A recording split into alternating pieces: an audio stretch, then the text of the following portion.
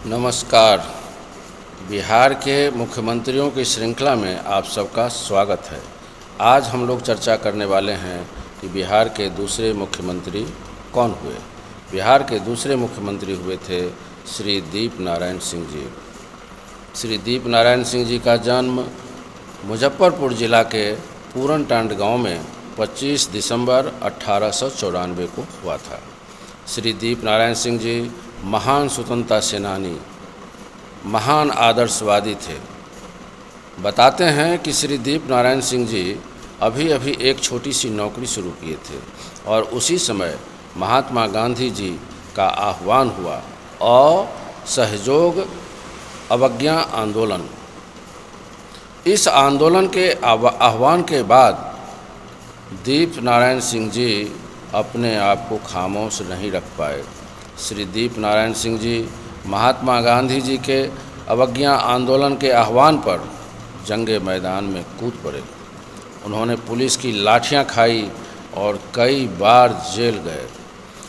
अब जंगे आज़ादी जब पूरी हुई, भारत को आज़ादी मिल गई, तो 1952 में पहली बार विधानसभा का चुनाव हुआ और वे तब के मुजफ्फरपुर के महनार, आज तो मुजफ्फरपुर की बजाय आप उसे वैशाली कहें, हाजीपुर के नज़दीक है महनार, तो महनार विधानसभा चुनाव से कांग्रेस की टिकट पर श्री दीप नारायण सिंह जी चुने गए।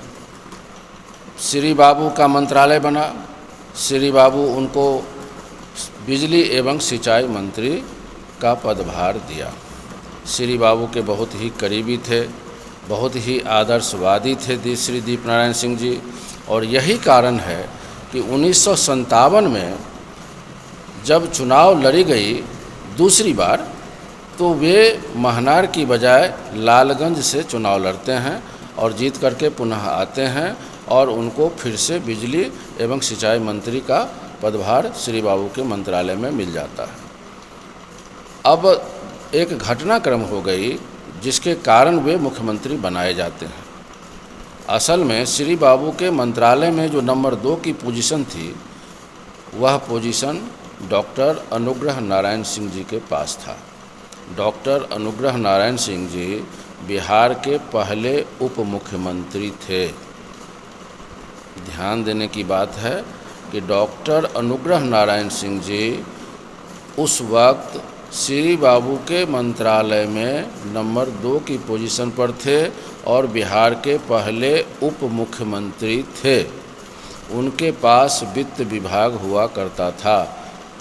अनुग्रह बाबू के अकस्मात स्वर्गवास होने के कारण तत्काल प्रभाव से श्री दीप नारायण सिंह जी को श्री बाबू ने वित्त मंत्री बना दिया। इतना विश्वास श्री बाबू के हृदय में श्री दीप नारायण सिंह जी के प्रति थी।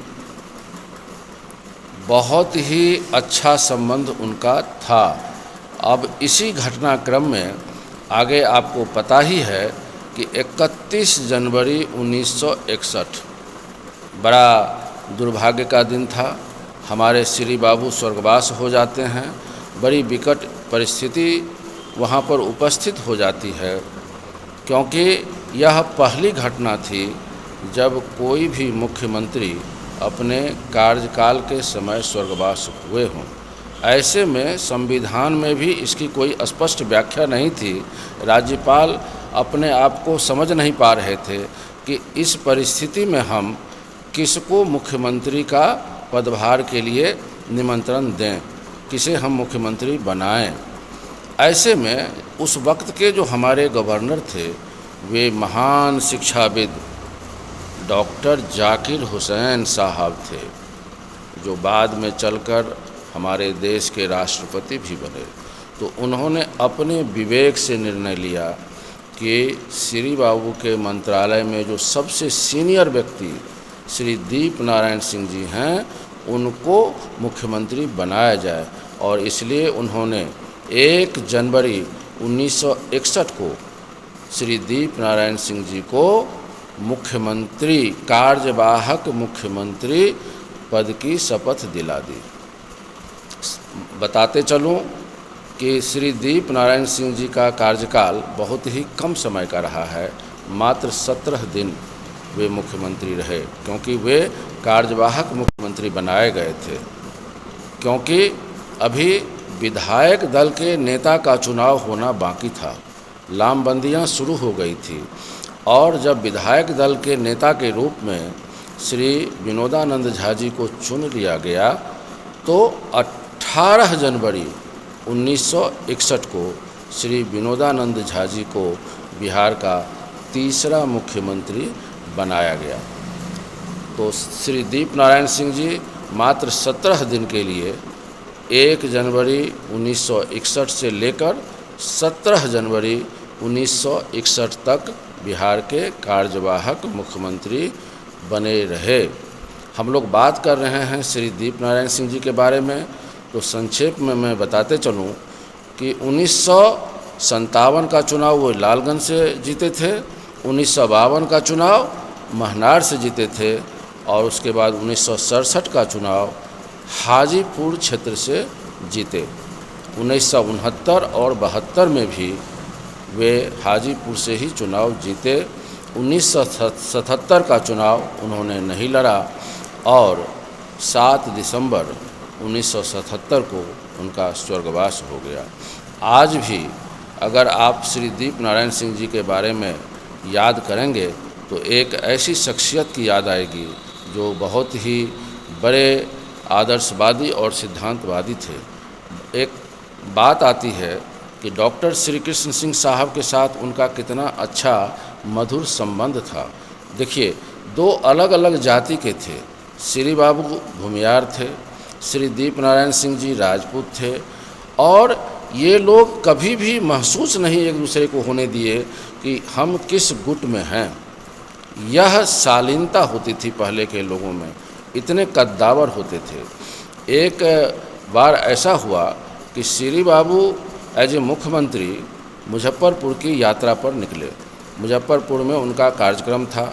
जाहिर सी बात है कि उनके साथ पूरी उनकी मंत्रालय के लोग, बड़े बड़े मंत्री, बड़े बड़े पुलिस अधिकारी, एडमिनिस्ट्रेटिव ऑफिसर सब साथ गए हुए थे। शाम हो गई, शाम होने ही वाली थी तो श्री बाबू के मन में यह विचार आया कि क्यों न श्री दीप नारायण सिंह जी के गांव जाया जाए और उनकी माता जी से आशीर्वाद लिया जाए। बहुत अच्छी बात है भाई। सब पहुंच गए श्री दीप नारायण सिंह जी के घर। अब वहां पर शाम का समय था, रात्रि भोज हुआ, और सब भोजन के पश्चात श्री बाबू श्री दीप नारायण सिंह जी के माता जी के पास पहुंचते हैं और उनसे फिर आशीर्वाद लेकर आज्ञा लेते हैं कि माताजी अब हमें जाने की आज्ञा दीजिए। आपको आश्चर्य लगेगा कैसे लोग रहते थे, कैसे लोग होते थे। माताजी ने अपनी बज्जिका भाषा में कहा, जिसका मैं आपको हिंदी का रूपांतर बता रहा हूँ, कि बाबू अब रात हो गई है, रात में निशाचर जाते हैं, आप आज यहीं रह जाओ।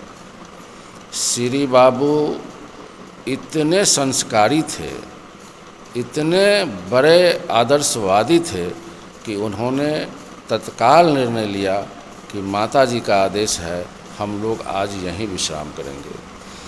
और यह एक मामूली बात नहीं थी, और ख़ास करके श्री दीप नारायण सिंह जी के लिए एक बड़ी ही विकट स्थिति उत्पन्न हो गई थी, क्योंकि श्री बाबू के साथ बहुत बड़ा काफिला था। इतने लोग श्री दीप नारायण सिंह जी के यहाँ कैसे ठीक से सो पाते, लेकिन किसी तरह से श्री दीप नारायण सिंह जी आसपास के लोगों से चौकी खटिया मंगवाए और रात भर श्री बाबू एक खटिया पर विश्राम किए। अब इस बात की चर्चा उन दिनों काफ़ी ज़्यादा हुई कि कितने आदर्शवादी थे हमारे मुख्यमंत्री डॉक्टर श्री कृष्ण सिंह साहब। चलिए, कोई बात नहीं, यह तो एक बहुत ही अच्छी घटना हुई, और हमारे दीप नारायण सिंह जी किस परिस्थिति में मुख्यमंत्री बने यह भी हम लोग समझ गए।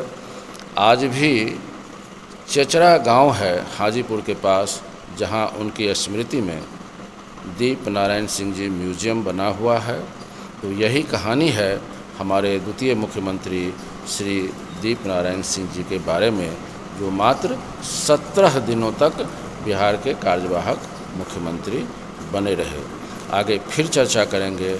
आगे हम लोग अपने सारे मुख्यमंत्रियों के बारे में विस्तार से तो नहीं, लेकिन संक्षेप में ज़रूर चर्चा करेंगे, ताकि बच्चों को जानकारी मिले कि किस तरह से बिहार की राजनीति, जो कभी एक ऊंचाई पर हुआ करती थी, आज किस हाल में पहुंच गई है। आप सबको नमस्कार, प्रणाम।